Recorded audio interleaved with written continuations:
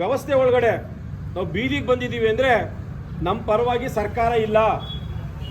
ಸರ್ಕಾರ ಏನಾರು ಇದ್ರೆ ಮಾದೇಪುರದ ಭೂಮಿ ಹೊರಗಡೆ ಜನ ನೋಡಿಲ್ವೇನೋ, ಅಲ್ಲಿಗೆ ಹೋದ್ರೆ ಎಂಥ ಚಿಟ್ರು ಅಂತ ಹೇಳೋಕ್ಕಾಗಲ್ಲ.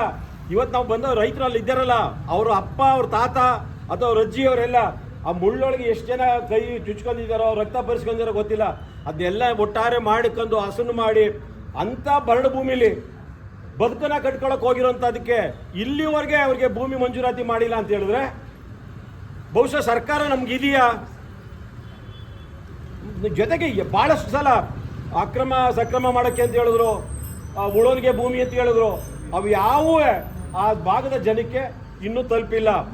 ಈಗಲೂ ನಾವು ವೈಯಕ್ತಿಕವಾಗಿ ಎಲ್ಲ ಇಡೀ ತಾಲೂಕಿನ ಎಲ್ಲ ಜನರ ಪರವಾಗಿ ಹೇಳ್ತಿರೋಂಥದ್ದು, ಮಾದೇಪುರ ಹಾಗೇನೆ ಚೆನ್ನಳ್ಳಿ ಇನ್ನಿತರ ಯಾರೇ ರೈತರು ಮಾಡಿರೋಂಥ ಭೂಮಿ ಹೆಚ್ಚು ಕುಟುಂಬಗಳು ಒಂದು 40 ವರ್ಷದಿಂದ ಅಲ್ಲಿ ಗುಡಿಸ್ತಾ ಹಾಕೊಂಡು ಮನೆ ಕಟ್ಕೊಂಡು ವಾಸ ಮಾಡ್ತಿರೋರು ಇವತ್ತವರೆಗೂ ಹಕ್ಕುಪತ್ರಗಳಾಗಲಿ ಇನ್ನೊಂದಾಗಲಿ ಕೊಟ್ಟಿಲ್ಲ ಜನಕ್ಕೆ. ಅವರು ಸುಧಾ ಭಾರಿ ಇದರಲ್ಲಿ ವಾಸ ಮಾಡ್ತಾ ಇದ್ದಾರೆ, ಅವ್ರಿಗೂ ಒಂದು ಅದು ಅನುಕೂಲ ಆಗ್ತದೆ. ಇದೇನೋ ನಮ್ಮ ಸ್ನೇಹಿತರು ಹೇಳ್ತಾ ಇರೋದು ಬೆಳೀತಾ ಇರೋದ್ರಿಂದ ಅದನ್ನು ತೆರವು ಮಾಡಿಸಿ ಯಾವ್ಯಾವ ರೀತಿ ಮೋಸ ಮಾಡೋನು ಆತಂಕ ಇದೆಯಲ್ಲ, ಅದೇ ರೀತಿ ಚೆನ್ನಳ್ಳಿಲಿ ಹಿಂದೆ ಊರೇನಿತ್ತು ಆ ಊರಿಗಿಂತ ಇನ್ನು ಅಷ್ಟೇ ದೊಡ್ಡ ಊರು ಬೇರೆ ಕಡೆ ಭಾಳ ವರ್ಷದಿಂದ ಅಲ್ಲಿ ವಾಸ ಮಾಡ್ತಾವ್ರೆ. 347 ಸರ್ಕಾರಿ ಭೂಮಿಲೇ ವಾಸ ಮಾಡ್ತಾ ಇದ್ರು, ಅವ್ರಿಗೆ ಅಧಿಕೃತ ಮಾಡಿಕೊಟ್ಟಿಲ್ಲ ಅಂತ ಹೇಳಿದ್ರೆ ಸರ್ಕಾರ ನಮ್ಮ ಪಾಲ್ಗಿಲ್ಲ ಅಂತ. ಆ ಕಾರಣಕ್ಕೆ ಹೇಳ್ತಿರೋಂಥದ್ದು, ಸರ್ಕಾರಿ ಭೂಮಿ ಒಳಗಡೆ ಬದುಕನ್ನು ಕಟ್ಕೊಳ್ಳೋಕ್ಕೆ ಅವರೇ ಮನೆಯೋ ಸಣ್ಣ ಸೆಡ್ಡೋ ಮತ್ತೊಂದು ಹಾಕೊಂಡು ಬದುಕಿರೋಂಥ ವ್ಯವಸ್ಥೆನ ಸರಿಪಡಿಸ್ಕೊಳ್ಳಿಲ್ಲ ಅಂತ ಹೇಳಿದ್ರೆ ನಮ್ಮ ಪಾಲ್ಗಿಲ್ಲ ಅಂತ.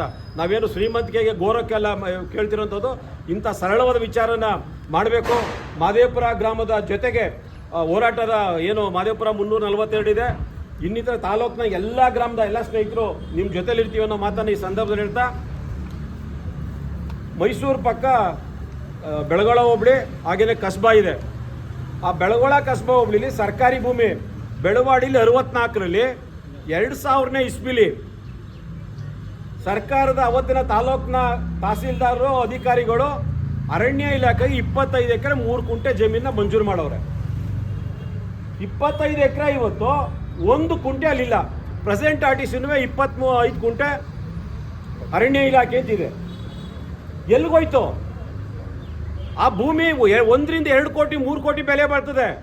ಕೇಳಬೇಕಾದ ಅರಣ್ಯ ಇಲಾಖೆ ಕೇಳಕ್ಕೆ ಹೋಯ್ತಾ ಇಲ್ಲ, ತಹಸೀಲ್ದಾರ್ ಆ ಕಡೆ ಗಮನ ಕೊಡಲ್ರು. ಅದಕ್ಕೆ ನಾವು ಹೇಳೋದು, ಇವ್ರಿಗೆ ಬೇರೆ ಮೂಲದ ಹಣ ಇದೆಯಲ್ಲ, ಸಂಬಳ ಅಲ್ಲದಂತೆ ಭ್ರಷ್ಟಾಚಾರದ ಹಣ ಅವ್ರಿಗೆ ಬರ್ತಾ ಇದೆ, ಅದಕ್ಕೆ ಮೌನ ಆಗವ್ರೆ. ಸುಮಾರು 1,000 ಕೋಟಿ ಶ್ರೀರಂಗಪಟ್ಟಣದ ಆಸ್ತಿ ಅರಣ್ಯ ಇಲಾಖೆ ಭೂಮಿ ಕಳುವಾಗಿದೆ. ಮಾದೇವಪುರ ರೈತರು ಮಾಡುತ್ತಿರುವ ಭೂಮಿಯನ್ನು ಮಾದೇವಪುರದ ರೈತರು ಮಾಡುತ್ತಿರುವ ಭೂಮಿಯನ್ನು ಅಕ್ರಮ ಗಣಿಗಾರಿಕೆ ಸ್ಫೋಟ ನಿಯಂತ್ರಣ ಕಾಯ್ದೆ